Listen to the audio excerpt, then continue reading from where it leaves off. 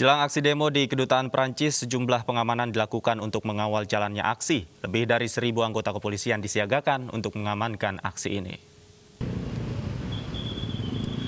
Jelang aksi protes di depan Kedutaan Prancis, sejumlah antisipasi pengamanan dilakukan di sepanjang jalan MH Tamrin. Direncanakan 1.000 massa akan bergerak ke depan Kedutaan Prancis guna memprotes pernyataan Presiden Prancis Emmanuel Macron beberapa waktu yang lalu. Sedikitnya 1.000 personil gabungan disiagakan untuk mengawal adanya aksi ini. Selain pengamanan di Lantas Polda Metro Jaya juga akan lakukan rekayasa lalu lintas di depan Kedutaan Prancis. Nantinya penutupan jalan dari Patung Kuda hingga Bundaran HI akan dilakukan selama aksi berlangsung. Masyarakat diminta untuk beralih ke Jalan Wahid Hasyim.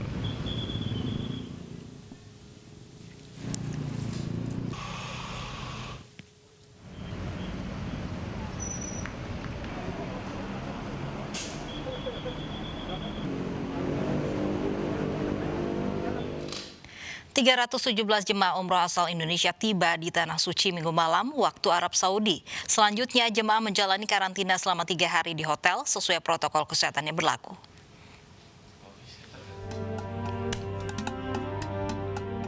Pesawat yang membawa jemaah umroh asal Indonesia mendarat di Tanah Suci Minggu malam waktu setempat.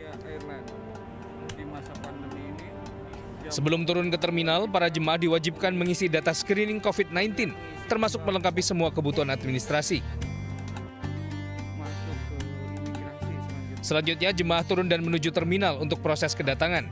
Suhu tubuh jemaah dimonitor melalui detektor di bandara. Di terminal, jemaah asal Indonesia disambut Konjen RI Jeddah dan Konsul Haji KJRI Jeddah. Selanjutnya, dengan menumpang bus, jemaah bertolak menuju hotel. Sesuai protokol kesehatan, jumlah penumpang bus dibatasi hanya 40% atau hanya 18 orang. Setibanya di hotel, para jemaah akan menjalani karantina selama 3 hari. Hal ini sesuai dengan protokol kesehatan yang diberlakukan oleh pemerintah Arab Saudi. Setelah masa karantina usai, jemaah baru bisa melanjutkan proses administrasi dan menunaikan umroh.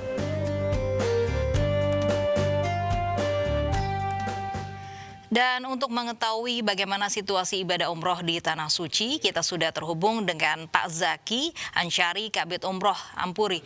Assalamualaikum Pak Zaki. Waalaikumsalam warahmatullahi wabarakatuh. Selamat pagi. Selamat pagi Pak Zaki. Ini bagaimana prosedur yang dilalui jemaah sebelum melakukan ibadah di sana?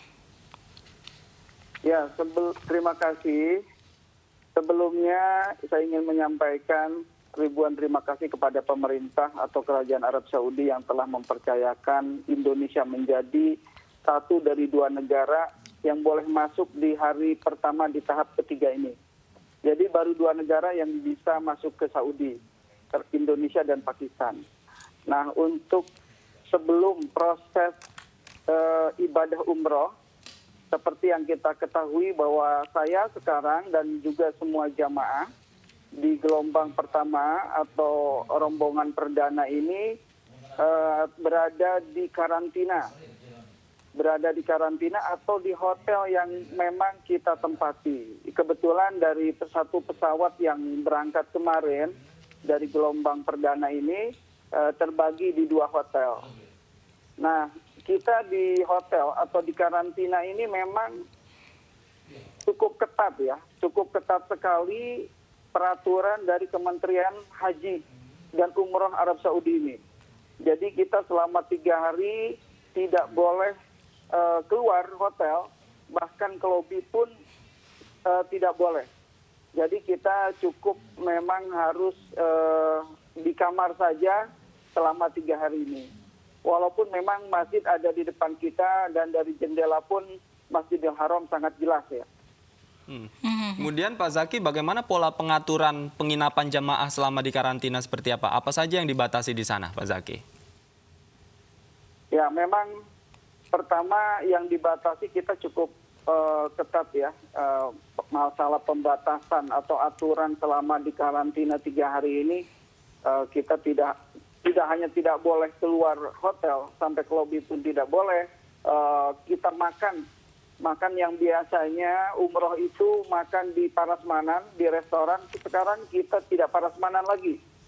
Jadi tadi malam makan malam diantar ke ke kamar, makan pagi, makan siang dan juga makan malam sehari 3 kali akan diantar ke kamar.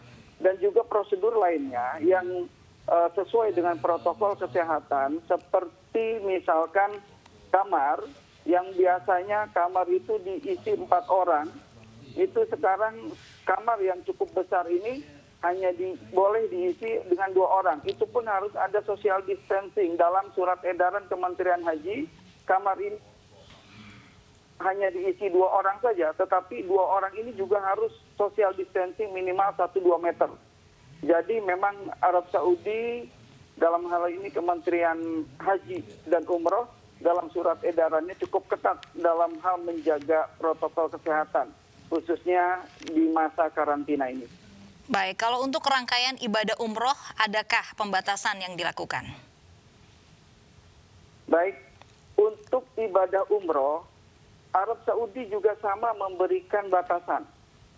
Pertama, batasannya adalah bagi seluruh jamaah umroh yang datang ke Arab Saudi hanya dibolehkan melaksanakan ibadah umroh hanya 1 kali saja. Itu pun 1 kali tidak boleh lebih dari 3 jam. Jadi 3 jam prosesi umroh dari ambil mikot, tawaf, sa'i harus selesai. Nah, dan juga kita tidak bisa umroh sendiri-sendiri. Kalau mungkin biasa di masa normal kita bisa umroh sendiri-sendiri. Di masa pandemi ini, umroh ini nanti akan dikolektifkan. Jadi kita akan berangkat umroh, tawaf dan sa'i itu secara kolektif atau grup, yaitu 50 orang per grupnya. Dan nanti insya Allah akan didampingi oleh mutawif atau guide dari warga Arab Saudi. Nah, guide ini tadi malam sudah kita lihat dan kita sudah memang betul dari airport menuju hotel kita didampingi oleh guide warga Saudi.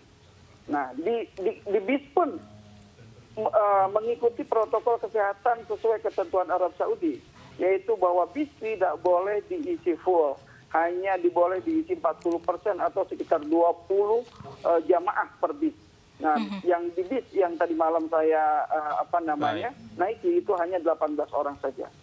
Baik, terima kasih Pak Zaki Ansari, Kabid Umroh Ampuri. Salam kami untuk para jemaah dari tanah air yang melaksanakan ibadah umroh di sana. Semoga sehat selalu. Terima kasih Pak. Wassalamualaikum.